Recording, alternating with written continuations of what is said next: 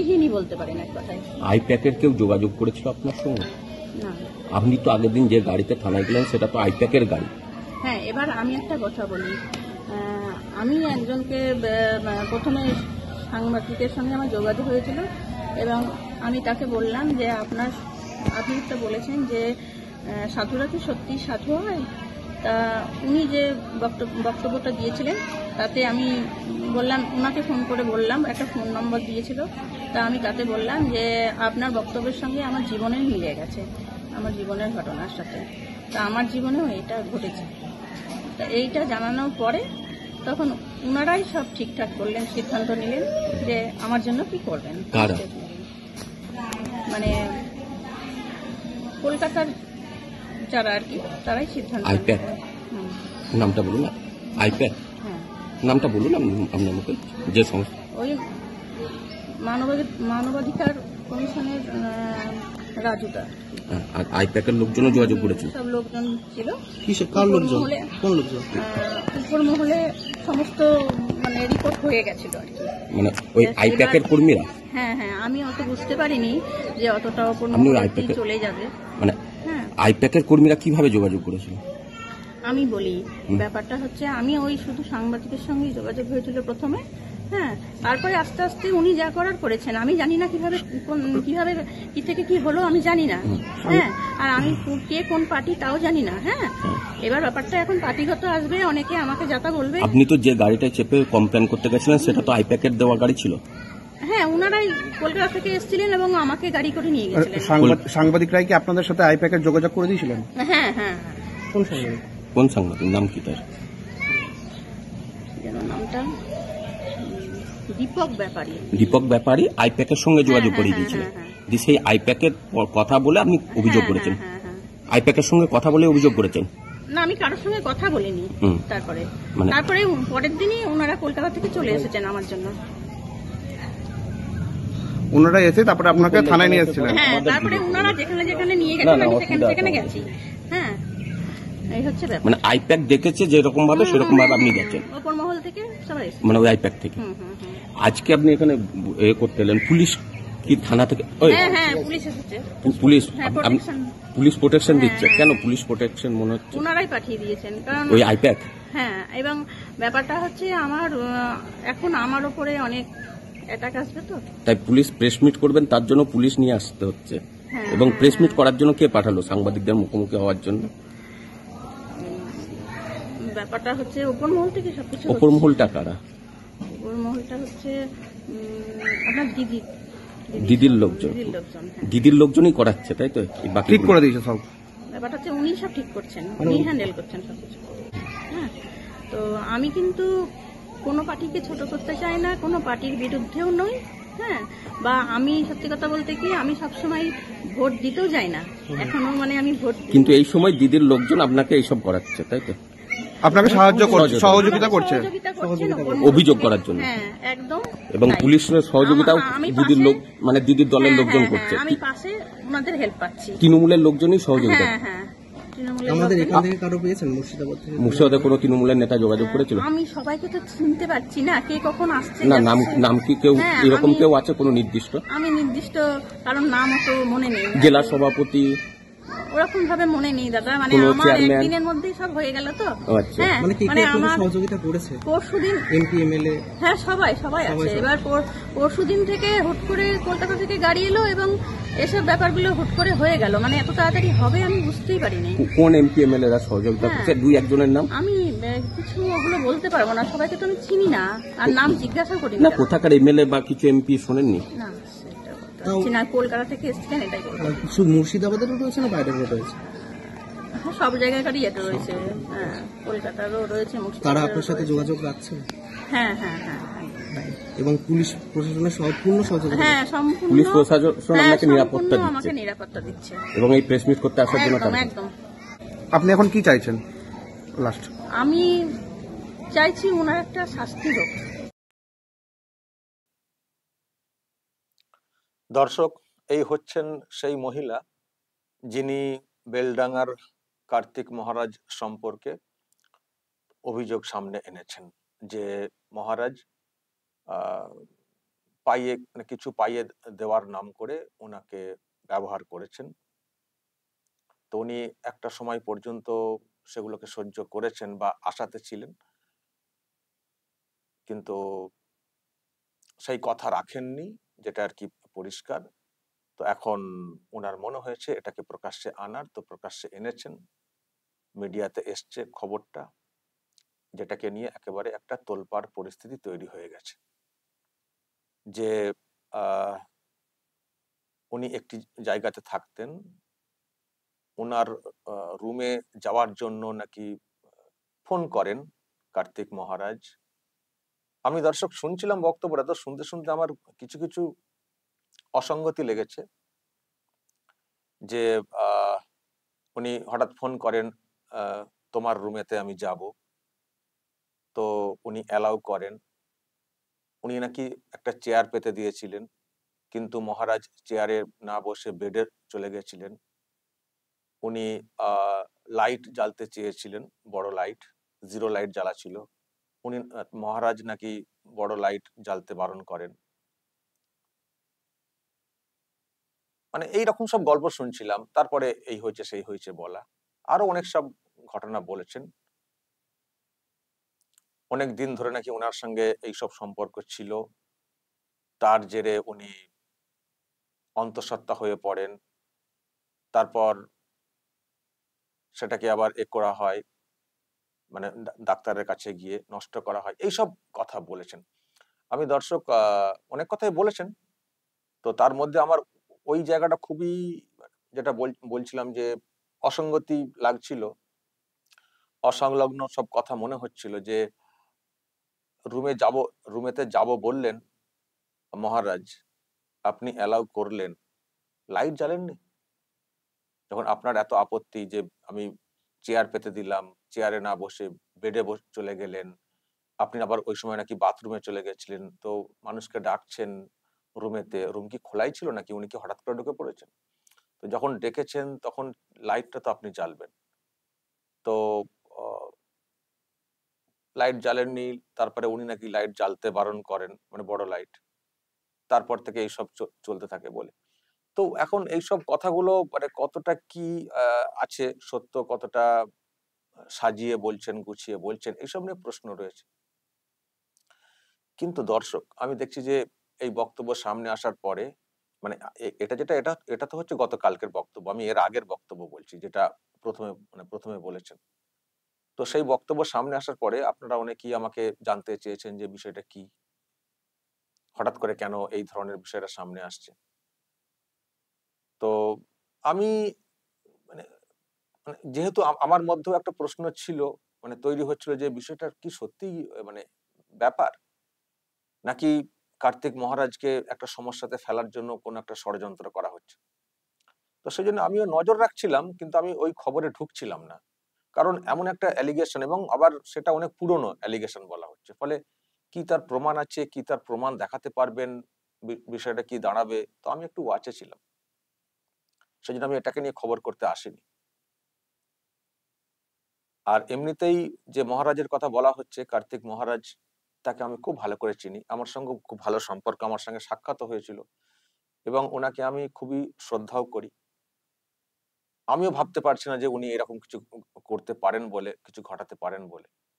তো ফলে ওই খবরটা কেউ করলেন, মানে কোথাও একটা বললেন, সঙ্গে সঙ্গে সেই খবরে ঢুকে পড়া, মানে সেটা আমি করতে চাইনি। আমি একটু দেখছিলাম যে বিষয়টা কোন দিকে কি গড়াচ্ছে।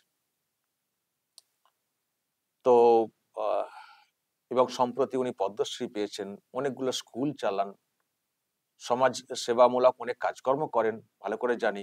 কলকাতার বুকে লক্ষ্য কণ্ঠে গীতা পাঠ যে অনুষ্ঠানটা হয়েছিল, উদ্যোগী ভূমিকাতে উনি ছিলেন।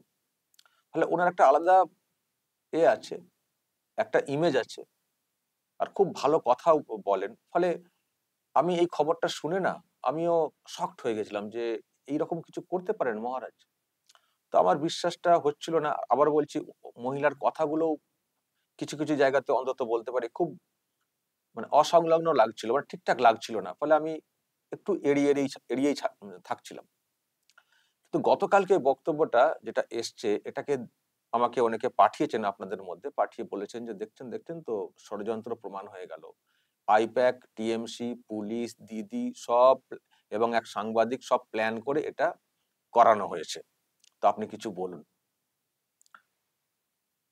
কিন্তু আমাকে যারা আপনারা পাঠাচ্ছিলেন তারা কিন্তু পুরো ভিডিও পাঠাননি, মানে যতটা বক্তব্য উনি গতকালকে রেখেছেন পুরোটা পাঠাননি, খানিকটা অংশ পাঠিয়েছেন মুখটাকে ব্লার করে দিয়ে। আমি কিন্তু পুরো বক্তব্যটাও জোগাড় করলাম ওখান থেকে।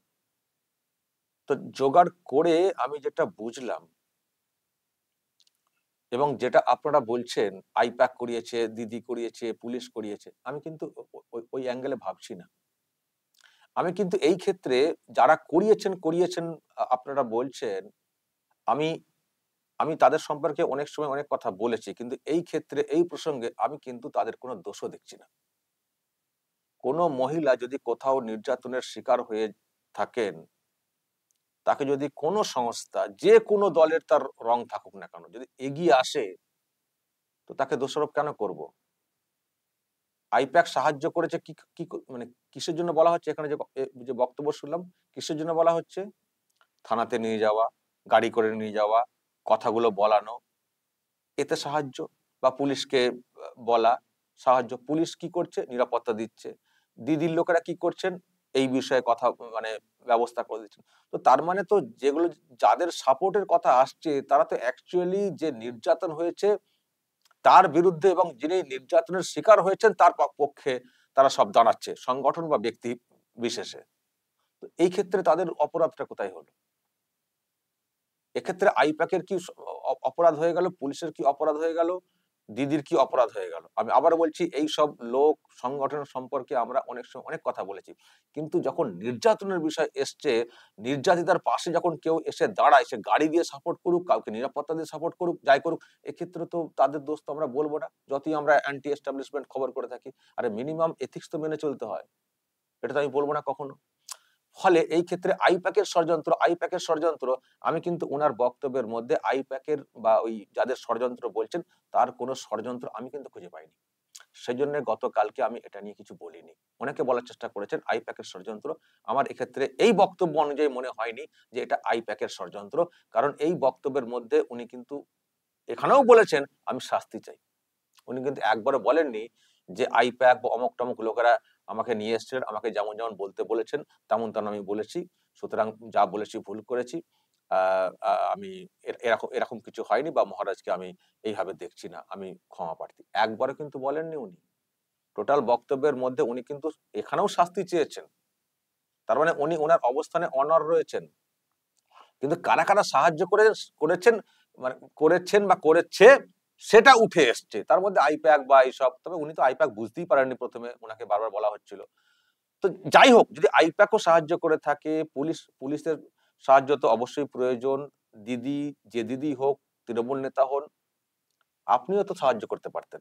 যদি কোনো মহিলা কোথাও নির্যাতনের শিকার হয়ে থাকেন, যদি কাউকে, কোনো মহিলাকে প্রতিশ্রুতি দিয়ে তার সঙ্গে সহবাস করে তার সঙ্গে ফ্রড করা হয়, আমরা তো জানি যে এটা অপরাধ। এমনকি প্রেমিক প্রেমিকা যদি প্রতিশ্রুতি দিয়ে তারা সহবাস করে পরে ভঙ্গ করেন, তাদের বিরুদ্ধে তো আইন মোতাবেক ব্যবস্থা নেওয়া যায়। ফলে এটা তো একটা অপরাধের মধ্যে পড়ে। হয়তো বলবেন মেয়েটা কি ভালো, নিশ্চয়ই সেটা নিয়ে হয়তো কেউ প্রশ্ন তুলতে পারেন, কিন্তু আমাদের দেশের আইন তো সেটা বলে না। প্রেমিক প্রেমিকা প্রেম করছেন, তাদের মধ্যেও মানে সহবাস হয়, যেটাকে বলা হয় যে বিয়ে করব, চলো বিয়ে করে সহবাস। তো সেই যে প্রতিশ্রুতি দিয়ে সহবাস, পরে বিয়ে না করলে তার বিরুদ্ধে ব্যবস্থা হয় কি হয় না? তখন কি বলেন ও মেয়েটাও তো প্রেম করেছেন, মেয়েটাও তো নিশ্চয়ই করেছেন। আমরা বলি হয়তো, আমরা নীতি নৈতিকতা চরিত্র এইসব নিয়ে বলি হয়তো, কিন্তু আইনের চোখে কি? আইনের চোখেটা কি? তো যখন একজন মহিলা নিজে বলছেন আমার সঙ্গে এই করা হয়েছে, আমাকে এই বলা হয়েছিল, তার সঙ্গে এরকম ফ্রড করা হয়েছে, তো তার পাশে যদি কোনো সংগঠন কেউ দাঁড়ায়, আপনি তার বিরুদ্ধে কথা বলবেন? তাদের ষড়যন্ত্র হয়ে গেল, তাদের ষড়যন্ত্র হয়ে গেল। এক্ষুনি হয়তো কেউ ভাবছেন ও আমি তার মানে কি তৃণমূলের হয়ে গান গাইছি? না, গান গাওয়া গুণ গাওয়া আমার কাজ না। কিন্তু আমরা আমরা আরামবাগ টিভি যখন যে কোনো মহিলার উপরে নির্যাতনের বিষয়ে কথা বলি, সুতরাং আমরা কখনো এটা করতে পারবো না যে অন্য কোনো ক্ষেত্রে হয়তো আমাদের ঘনিষ্ঠ কেউ, আমাদের পরিচিত কেউ, তার বিরুদ্ধে অভিযোগ উঠবে, আরামবাগ টিভি তার হয়ে তবুও সাফাই গাইবে, নির্যাতিতার বিরুদ্ধে এসে মানে প্রমাণ যতক্ষণ না মানে প্রমাণ না পেয়েও, মানে প্রমাণ বলতে মানে খালাস বা নির্দোষ জানতে না পেরেও, এটা আমার পক্ষে সম্ভব না। এই এথিক্স আমি এড়াতে পারবো না, আরামবাগ টিভি এতটা নির্মম কখনো হতে পারবে না। আমি সেই জন্য প্রথম দিকে আমার মানে সন্দেহ আছে, আমি লোকটাকে খুব শ্রদ্ধা করি, কার্তিক মহারাজকে। আমি একবারও বলছি না যে মহিলা যে অভিযোগটা করছেন এটা সত্য, আমি একবারও বলছি না। বরং আমি শকড যে ওই ওই মানুষটির বিরুদ্ধে এইরকম অভিযোগ করা হচ্ছে, এটা কি করে সম্ভব। আমি এখনো বলছি যে আমি এখনো কার্তিক মহারাজকে না বলবো তিনি নির্দোষ, না আমি এটাও বলবো যে হ্যাঁ মনে হচ্ছে উনি করেছেন, আমি এটাও বলতে পারবো না। আমি এটাও বলতে পারবো না, কারণ খুব সিরিয়াস একটা অ্যালিগেশন।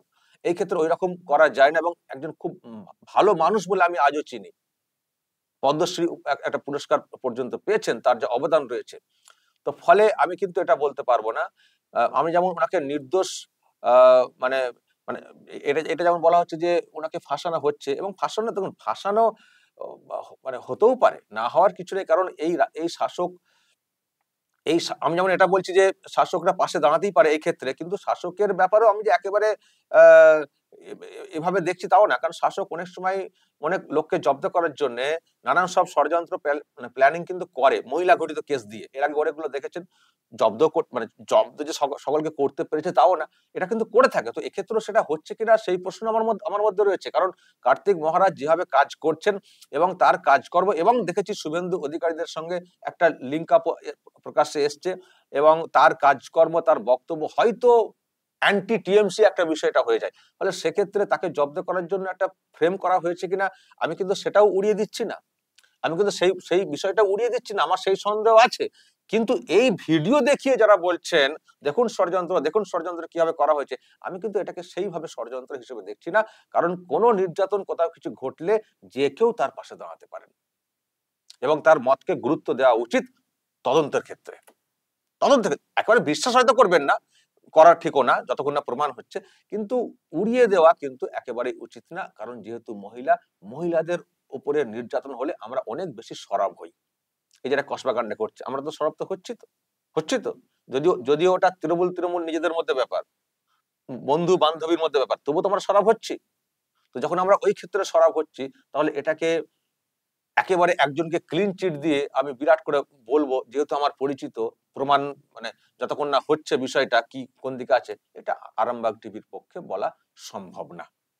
এবার হ্যাঁ, আপনারা হয়তো কিছু কিছু প্রশ্ন তুলতে পারেন, এই নির্যাতনের ব্যাপারে পুলিশ, দিদিমণি, তৃণমূলের লোকরা সব এগিয়ে চলে এলেন, আর অন্য জায়গায় কিছু ঘটলে সেটাকে অন্যভাবে ঘুরিয়ে দেওয়া, লাভ অ্যাফেয়ার্স, অমক তমক, পূর্ব পরিচিত, বন্ধু বান্ধবী, পুলিশকে ডেকে ডেকে খুঁজে পাওয়া যায় না, পুলিশের নিরাপত্তা দেওয়ার কোনো উদ্যোগ দেখা যায় না, আর যত উদ্যোগ যত কিছু এখানে, এটা কি নিরপেক্ষতা? এই প্রশ্ন আপনারা তুলতে পারেন, এই প্রশ্ন আপনারা অবশ্যই তুলতে পারেন। কিন্তু এক্ষেত্রে কেন আইপ্যাক গাড়ি দিয়েছে, কেন দিদিমণির লোকজন পাঠিয়েছেন, কেন পুলিশ তাদেরকে নিরাপত্তা দিচ্ছে, তার মানে এটা একটা ষড়যন্ত্র, এই ভিডিও থেকে ওটা এস্টাবলিশ হয় না, এই ভিডিও থেকে ওটা এস্টাবলিশ হয় না। আর এটাকে অন্যায় বলে আমি মনে করি না। আমি চাই যে যেখানে নির্যাতনের শিকার হবেন তার পাশেই যে কোনো দল দাঁড়াবে, যে কোনো সংগঠন দাঁড়াবে, পুলিশ দাঁড়াবে, সবকিছু করবে। তবে শুধু এখানে না, সব ক্ষেত্রে যেন দাঁড়ায়, সেই দাবিটাও থাকবে। এই হচ্ছে ব্যাপার দর্শক। তো দেখা যাক। আমি তো এখনো মানে পুরোটা আমি কে দোষ, কার দোষ নেই এটা আমি সিদ্ধান্তে আসছি না। নজর রাখছি কার্তিক মহারাজকে। আমি সত্যি আবারও বলছি, খুব ভালো মানুষ বলি আমি চিনি, জানি। কিন্তু যে অভিযোগ সামনে এসছে এটারও খোলাসা করা উচিত। এবং এটা যদি কার্তিক মহারাজ মনে করেন যে আমার বিরুদ্ধে একটা ফলস অ্যালিগেশন আনা হয়েছে, আমি চাইবো, আরামবাগ টিভি চাইবে, কার্তিক মহারাজ পাল্টা মামলা করে ইনাদের বিরুদ্ধে অ্যাকশন নিয়ে দেখান। কারণ একটা মানুষের, একটা সমাজে একটা পরিচিতি আছে, সম্মান আছে। যদি সেটাকে হানি করার জন্য কোনো অংশ ষড়যন্ত্র করে, যদি তিনি মনে করেন, কারণ তিনি ভালো জানবেন, তাহলে তার কিন্তু সমাজের চোখে ব্যবস্থা নিয়ে দেখানোটা উচিত। তাতে করে তার ইমেজ বাঁচবে, আর যারা এই রকম ষড়যন্ত্র করে থাকেন তাদেরকেও সবকটা দেওয়া যাবে। দর্শক বলবেন যদি আপনাদের কিছু বলার থাকে, বা যদি আমি যেটা বললাম যদি ভুল বলে থাকি, অবশ্যই বলবেন দর্শক। যা বলার বলবেন কমেন্ট বক্সে। নজর রাখবেন আরামবাগ টিভিতে।